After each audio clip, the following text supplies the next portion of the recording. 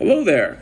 So, I'm here to ask the question of what does the average Joe Schmo guy today want?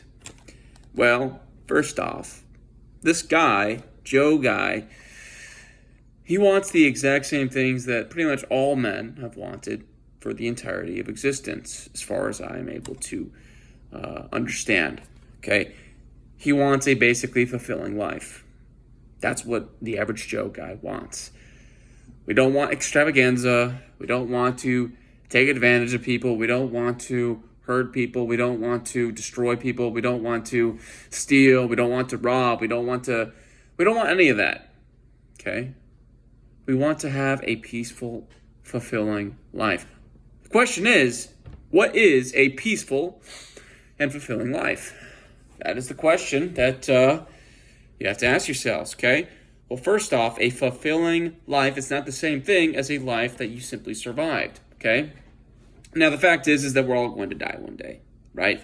This is just going to happen. We will eventually, breathe our last. We'll have our last night, our last breath, our last meal, our last thought.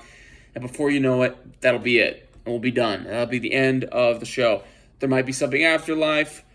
I cannot say for sure, in an objective manner as to whether or not there is, in fact, a life after this one. But I do believe there is. And, I am a firm believer in that.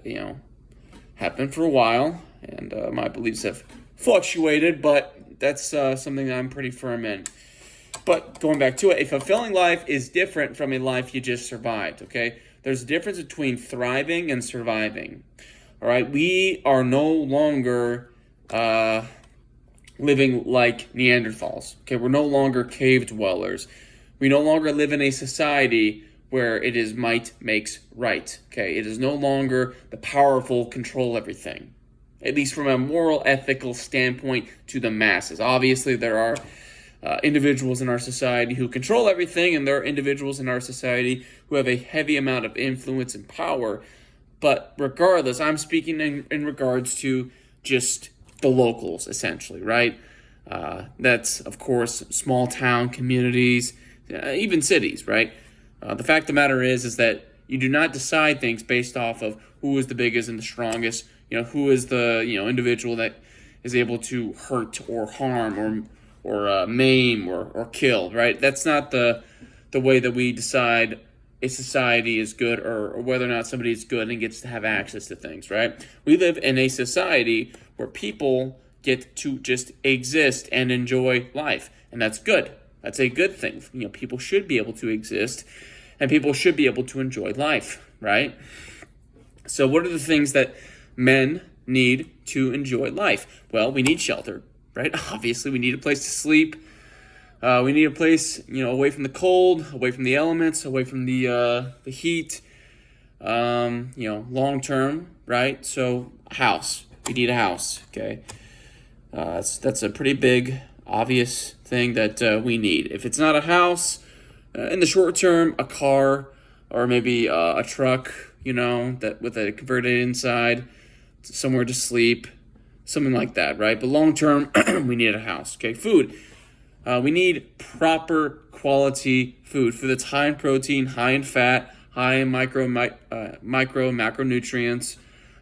That's extremely bioavailable. So basically, steak, beef, eggs, ruminant animals is really the highest quality animal for humans to eat, right? But that's essentially what we need. Like there's cake, there's cookies, there's bread, there's pasta, but that's not actual food. That's starvation food. That's food that you eat if you're starving to death and you have to eat something, right? So we need basically ruminant animals. That is what gives us a fulfilling life, right? Okay, we need shelter. We need food. All right, this is something that nobody likes to talk about. Okay, sex. Now, listen.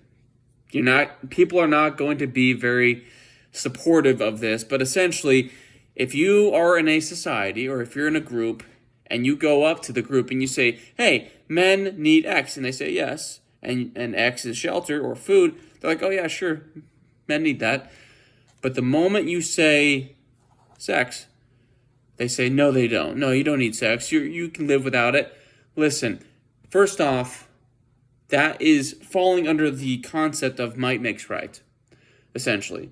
Because they are saying that essentially sex is a privilege, that it is a privilege only for the individuals who are at that essentially the top of the food chain in human society and hierarchy, right? But if we're going to apply that logic and reason to sex and reproduction, then you must apply that logic and reason to food and to shelter.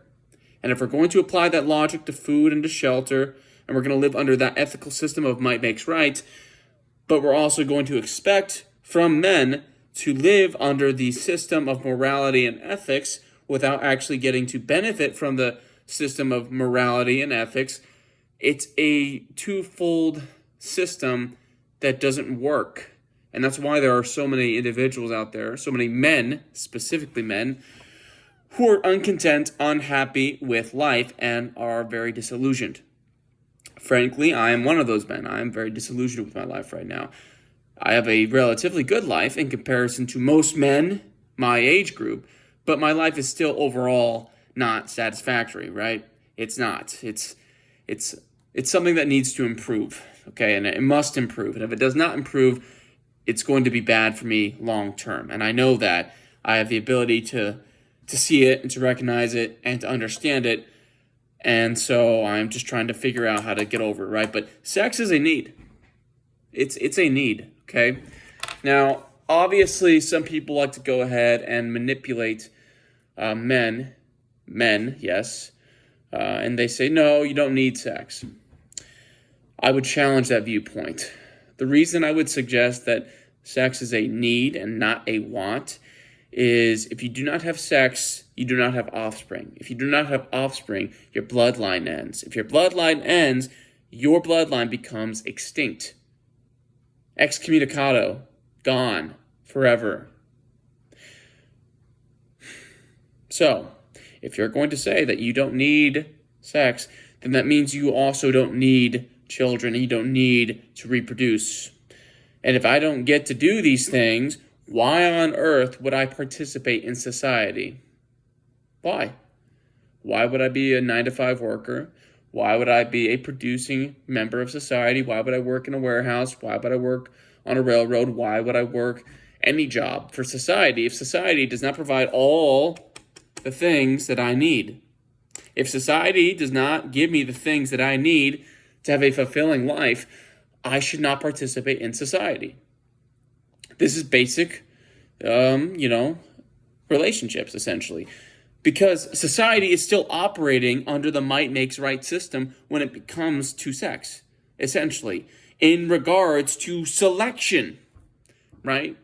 In regards to selection, it is under the might makes right system, where women will essentially choose men who are in an upper echelon of the hierarchy in regards to value, right? But the fact of the matter is that men don't play by that system. We play by the system of ethics and morals, essentially, where we will expect a society to be modern and to regulate and to allow all to thrive and to live. But we're not applying that same consistency to women, essentially. Women are able to have a life where they can selectively choose